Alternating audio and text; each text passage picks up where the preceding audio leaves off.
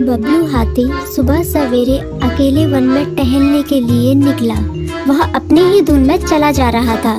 लगता था उसके दिमाग में कोई उलझन है जिसे वह सुलझाने की कोशिश कर रहा था। सड़क पर आगे बढ़ते ही उसके सामने चीकू खरगोश भागा। बबलू का पैर उसके ऊपर पड़ने ही वाला था कि चीकू जोर से चिल्लाया। उसकी आवाज सुनकर बबलू ने अपना पैर पीछे खींच लिया। कहाँ खोए हो बबलू भाई? कहीं नहीं, बस कुछ ऐसे ही सोच रहा था। किस बारे में? तुम जानकर क्या करोगे?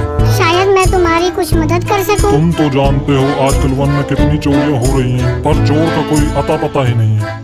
इस बात को लेकर वन के सारे प्राणी चिंतित थे। वे वहाँ खुद को सुरक्षित महसूस नहीं कर रहे थे। अरे चीकू भाई, हम मजबूर हैं। हम चोर को पकड़ ही नहीं पा रहे हैं। वह बहुत चालाक है और अपने काम को बड़ी कुशलता से अंजाम दे रहा है। कहीं कोई सबूत ही नहीं छोड़ रहा। हमारे राजा इस बात को लेकर बहुत चिंतित हैं। यही कारण है कि हम सब इस बारे में सोच रहे हैं। अब तुम मेरी इसमें क्या मदद कर सकते हो? मैं कुछ सोचता हूँ, हो सकता है मुझे कोई उपाय सूझ जाए। प्रयास करने में कोई हर्ज तो नहीं है। तुम ठीक कहते हो चीकू, लेकिन वन के गुप्तचर भी अभी तक इसका कोई हल नहीं निकाल सके। इतना कहकर वे चुप हो गए। बबलू की बातों ने चीकू को सोचने के लिए मजबूर कर दिया। चीकू को उदास देखकर बबलू बोला, तुम अपना मन छोटा मत करो। मुझे अच्छा लगा कि तुमने मेरी परेशानी को समझा। कभी मैं भी इस वन के लिए गुप्तचर का काम करता था। एक बार मेरी टांग टूट जाने से मेरे अंदर फुर्ती नहीं रही। तब से मैंने यह काम छोड़ दिया। चीकू, तुम चाहो तो यह काम दोबारा कर सकते हो। वन के प्राणी ज्यादातर दिन में भोजन की तलाश करते हैं, वे रात को आराम करते हैं। तुम दिन रात दोनों में ही भोजन की तलाश में निकल सकते हो सकता है रात को तुम्हें कुछ ऐसी बातों का पता चल जाए जो हमारे काम की हो। हाँ बबलू, तुम ठीक कहते हो। मैं आज रात को वन में घूमकर इस बात का पता करने की कोशिश करता हूँ।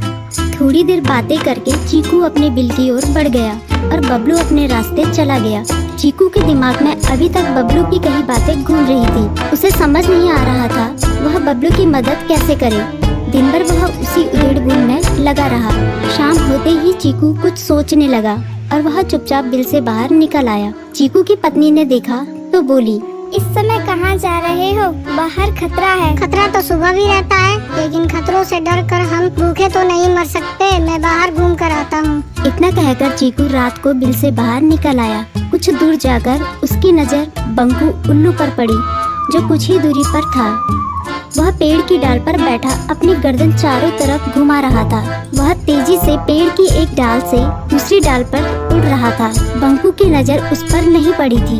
कुछ सोचकर चीकू पेड़ के पीछे से बाहर निकलकर थोड़ी खुली जगह पर आ गया और वहाँ से बंकू उल्लू को देखने लगा। बंकू ने चीकू को अंधेरे में भी देख लिया, पर उसने उसमें कोई उत्सुकता नहीं दिखाई और अपनी गर्दन चारों ओर घुमाता रहा। चीकू बड़ी देर तक बंकू की हरकतों पर नजर रखे रहा। वह थोड़ी देर तक खुले मैदान में खड़ा रहा, पर बंकू ने उसे देखकर भी अनदेखा कर दिया।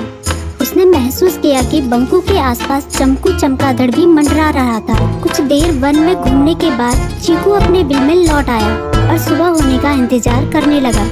अगली सुबह बबलू उसी रास्ते में जा रहा था। रास्ते में चीकू उसका इंतजार कर रहा था। आज बड़ी जल्दी आ गए बबलू। हाँ, आजकल मुझे चिंता की वजह से नींद नहीं आती। कोई नई खबर है क्या? यकीन से तो मैं नहीं कह सकता, पर मैं तुम्हें ऐसे प्राणी का नाम बता सकता हूँ जो शायद चोरों की मदद कर रहा है। कौन है वो? बंकू उल्लू। इतना कहकर चीकू ने रात की घटना उसे ज्यों की त्यों सुना दी। इसे सुनकर बबलू का माथा ठनका। बबलू की आंखें चौंधिया गई। तुम ठीक कह रहे हो। मुझे आज रात बंकू और चंपू पर नजर रखनी होगी। इतना कहकर वे दोनों अपने अपने रास्ते चले गए। बबलू रात को अपने साथियों के साथ बंकू पर नजर गड़ाए रहा। उसकी संदिग्ध गतिविधियों को देखकर बबलू ने उसे उसके साथियों चंकी और संकी लोमड़ के साथ पकड़ लिया। बबलू ने सख्ती से पूछताछ करनी शुरू कर दी। तुम इस समय बंकू चंपू के साथ क्या कर रहे हो? हम चारों दोस्त हैं, इसलिए साथ बैठकर बातें कर रहे हैं।